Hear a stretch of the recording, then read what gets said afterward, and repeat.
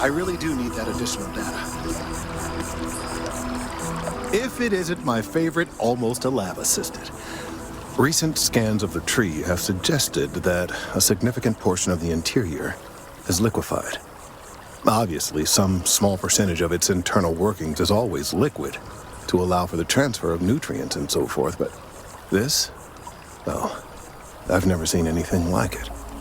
If it continues to increase, I'm concerned the entire tree may collapse, and I'm also worried about other secondary effects.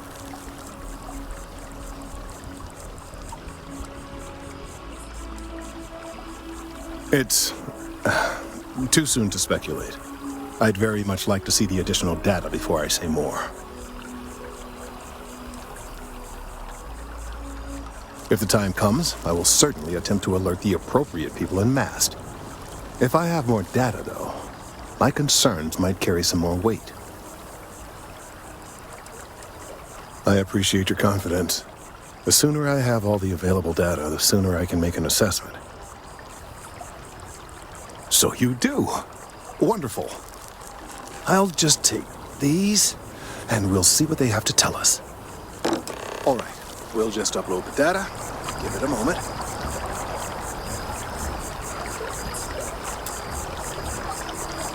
And, well, there's good news and bad news. The good news is that my suspicions were correct. There is something wrong with the tree. I will report my findings to MAST immediately with no small amount of satisfaction. The phrase, "I told you so," may even be uttered more than once.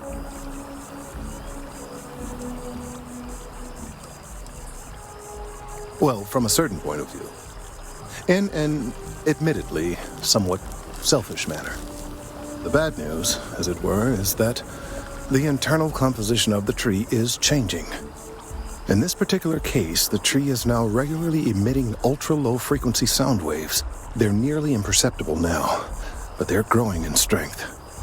This is something we've never observed before. Depending on how large these waves grow, consequences for the city could be disastrous. I must consult with my colleagues in MAST at once. Thank you for your assistance. I hope these credits are adequate compensation.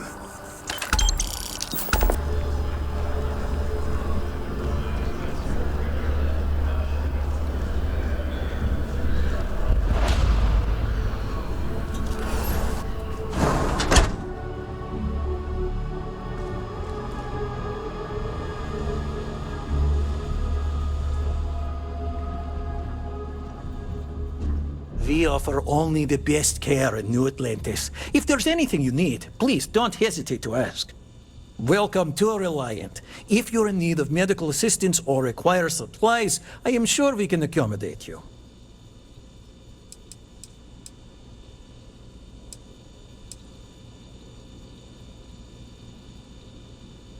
That happens more than you think. There's a certain percentage of people that experience adverse effects in space. Fortunately, there is a procedure you can go through that can correct it. But once you get it, the procedure can't be undone.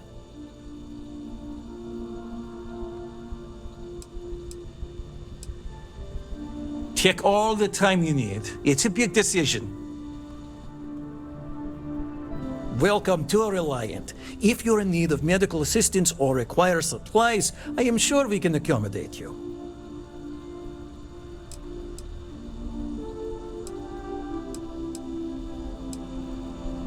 Well, everyone knows Reliant, largest medical provider in the settled systems.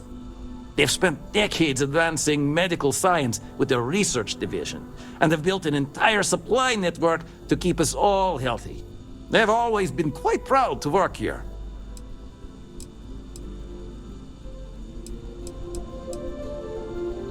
Well, of course, New Atlantis is a big place. Lots of people, which means no shortage of injuries, communicable diseases. But we're well staffed and do our best to accommodate anyone who needs help. May you remain in good health.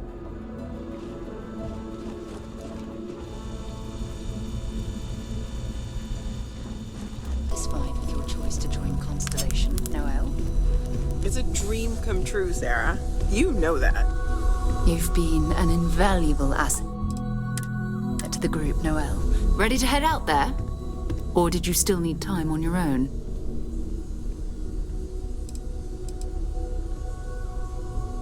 We'll need to head to Mast. Check in with the Vanguard recruiting office where my contact works. And listen, whatever you were before or whatever you do once you're out there, I don't care. So long as you don't bring UC security to our doorstep. Every member of Constellation is their own conscience. Understood?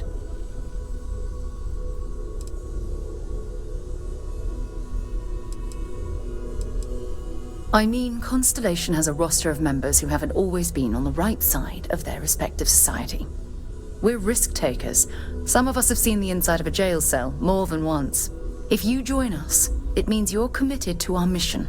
In exchange, we give you latitude in your choice of means. Good. Let's take a little stroll through New Atlantis, shall we?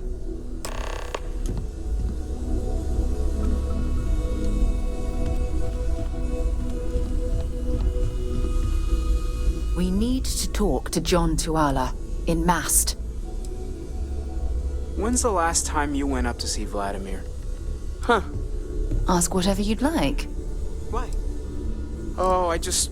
My parents considered themselves to be enlightened, but their lives were so busy they rarely pursued their beliefs. By the time I was old enough to start questioning these things, the idea of following any organized religion was almost an afterthought. It's not that I don't want to believe in anything, it's that my scientific mind is often at odds with my spiritual center.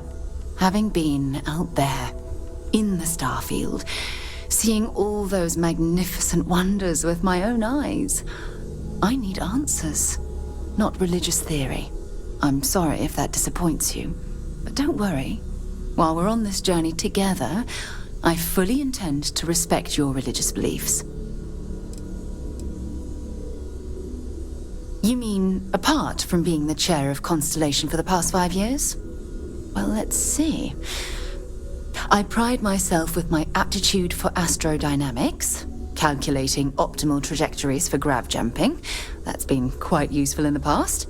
And as far as planetary exploration, my area of expertise is botany. So, don't worry. I won't let you eat anything that might put you in the hospital. Exploration is my entire life.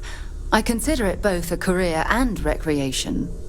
That being said, I will make a confession, but you have to promise to keep it between us. Before I graduated from school, I was in a band. And no, I don't mean the school band. I mean a rock band. We called ourselves Ironic Comet. A ridiculous name, I know. But we were just a bunch of teenagers getting together and having fun. And before you ask, no, I wasn't the lead singer. I actually played the drums. The band never really went anywhere, of course, but those were good times, and I remember them fondly. Certainly. I always enjoy our little chats.